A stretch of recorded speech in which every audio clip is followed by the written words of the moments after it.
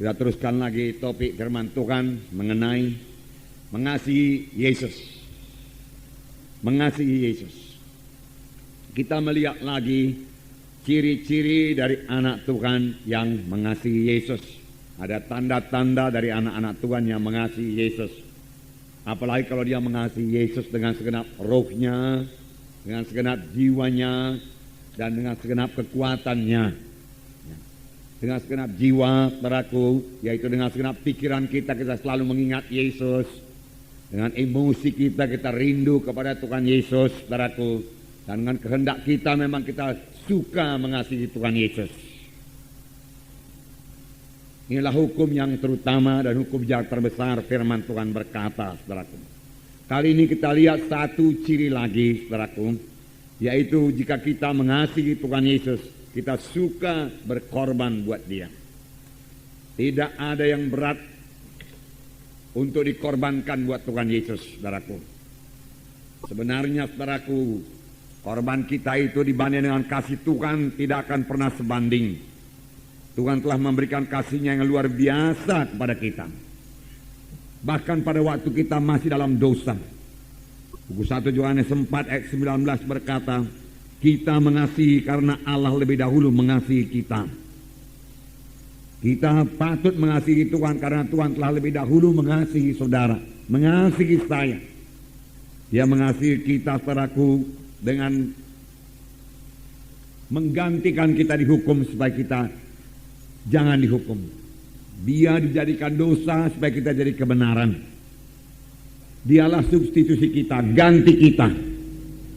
Itulah sebabnya kita diselamatkan oleh Tuhan Yesus. Dan sesudah selamat, Tuhan mengangkat semua kutuk dosa daripada kita dan memberikan kepada kita berkat Abraham. Sehingga kita berada sebagaimana kita ada sekarang. Saudaraku, kita patut mengasihi Tuhan kalau kita ingat dari mana kita dahulu diangkat oleh Tuhan. Dari kematian rohani. Firman Tuhan berkata, dahulu kamu mati oleh segala kesalahan dan dosamu. Kita berjalan dalam kegelapan, tidak ada iman, tidak ada pengharapan, tidak ada hidup. Inilah yang paling parah, tidak ada hidup yang kekal. Tetapi Tuhan telah memberikan kepada kita hidup yang kekal dengan korban yang sangat besar, yaitu Allah memberikan anaknya sendiri, saudaraku. Karena Yesus, saudaraku, dosa kita diampuni, saudaraku, dan Tuhan memberikan kepada kita Roh Kudus yang memimpin kita pada segala kebenaran, pada segala kebenaran. Sesudah itu Roh Kudus, saudaraku, terus memimpinkan kita hari lepas hari. Firman Tuhan berkata Roh Kudus memimpin kita pada segala kebenaran. Firman Tuhan berkata bahwasanya setelah kita dibentuk terus hari lepas hari menjadi bertambah, hari bertambah seperti Yesus. Kita harus berubah kalau kita mau mengikut Yesus. Kita harus berubah dalam pemikiran kita kalau kita mau mengikut Yesus dan sampai kepada panggilan Tuhan Yesus. Kita harus berubah dalam karakter kita, tingkah laku kita kalau kita mau, saudaraku, memuridkan orang lain, saudaraku. Karena memberi teladan adalah yang paling perlu dalam memuridkan orang lain. Kita tidak bisa memuridkan orang lain dengan mengajar saja, tidak. Orang lain melihat hidup kita yang berubah, pemikiran kita yang berubah. Orang lain harus melihat hidup kita yang suci, saudaraku. Dan ini terjadi kepada kita pada waktu Roh Kudus menyadarkan kita ini orang berdoa, kita ini memiliki lagi karakter-karakter yang harus diubahkan dan kita mau diubahkan dengan bertobat, Jadi bertobat ini, saudaraku, bukan yang pada waktu kita menerima Yesus saja. Bertobat, saudaraku, kita laksanakan sepanjang kita di dunia ini. Saudara, pada hari Minggu kita dengarkan satu gaya hidup yang baru, yaitu gaya hidup yang bersekutu dengan Tuhan Yesus.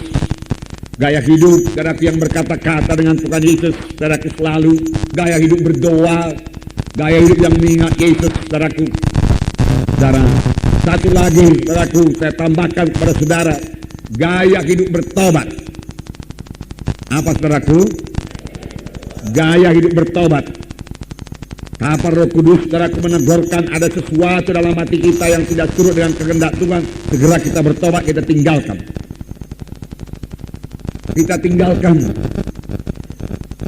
Bertobat bukan sekedar menyesal saja, menangis, saudaraku, tetapi tidak mau berubah. Bukan, saudaraku. Banyak, saudaraku, penjahat-penjahat, saudaraku, pencuri, perampok yang ditangkap oleh polisi, kemudian dimasukkan dalam penjara, dia menangis. Dia menyesal, bahkan dia menyesal. Tetapi dia sama sekali tidak mau meninggalkan, saudaraku, kejahatannya itu. Sesudah keluar dari penjara, dia kembali. Kalau ada kesempatan, dia kembali berbuat kejahatan. Saudaraku, yang diminta Tuhan daripada kita berubah. Berubah, itulah bertobat. Supaya kita, saudaraku, bisa dibentuk menjadi sama seperti Yesus. Tanpa kita mau berubah, saudaraku, tanpa kita mau bertobat sungguh-sungguh, saudara, dan tidak akan sampai kepada maksud Tuhan. Dan kita tidak bisa memuridkan, saudaraku. Karena memuridkan, saudaraku, perlu teladan. Karena saudara tentunya di kelompok sel itu memuridkan, saudara. Memuridkan itu, saudara, tidak cukup dengan mengajar saja. Tapi orang harus dapat membaca hidup saudara. Transparan. Kehidupan kita ini dilihat oleh kehidupan saudara sebagai pemimpin kelompok sel dilihat oleh anggota-anggota kelompok sel. Bahwasanya saudara sudah berubah, mengasihi Yesus, mengasihi dia, yaitu anggota-anggota kelompok sel saudara. Menyatakan dalam pelayanan saudara kepada dia, perkunjungan saudara kalau dia tidak datang, saudaraku. Di situ dia melihat pada kedewasaan saudara, kasih saudara.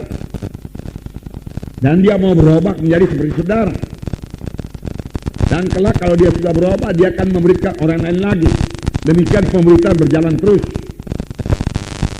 Dari satu generasi rohani kepada generasi yang lain, saudara. Nah, jadi gaya hidup bertobat. Gaya hidup bertobat. Yang meninggalkan segala kebencian Tuhan. Yang meninggalkan semua yang tidak berkenan kepada Tuhan. Yang meninggalkan semua tabiat-tabiat lama. Yang tegurkan Tuhan kepada kita, kita tinggalkan. Kita mau dengar nanti mengaku kekurangan kita, saudaraku. Kalau kita masih merasa diri kita benar, saudaraku, kita belum bisa bertobat. Kalau kita merasa diri kita lebih baik daripada yang lain, kita tidak bisa bertobat. Bertobatlah kamu sebab kerajaan surga sudah dekat. Di manakah Yohanes mengajar? Padang belantara, saudara baca. Dan orang-orang datang padang belantara untuk mengaku dosa dan bertobat dan dibaptis sungai Jordan. Saudara, dan ketika orang Farisi dan Saduki datang kepadanya, saudaraku, Yohanes Pembaptis berkata, keluarkanlah buah-buah yang berpadan dengan pertobatan. Karena orang Farisi ini orang yang sangat beragama. Dia mengatakan dirinya itu mematuhi hukum Taurat. Tetapi buahnya tidak ada. Buah pertobatan tidak kelihatan. Namanya saja, saudaraku, beragama.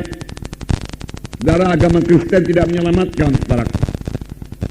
Gereja, saudaraku, tidak menyelamatkan. Yang menyelamatkan yaitu Tuhan Yesus. Amin, saudara. Siapa yang memiliki Yesus, saudaraku, percaya kepada Tuhan Yesus, dia akan diselamatkan. Dia beroleh hidup yang kekal.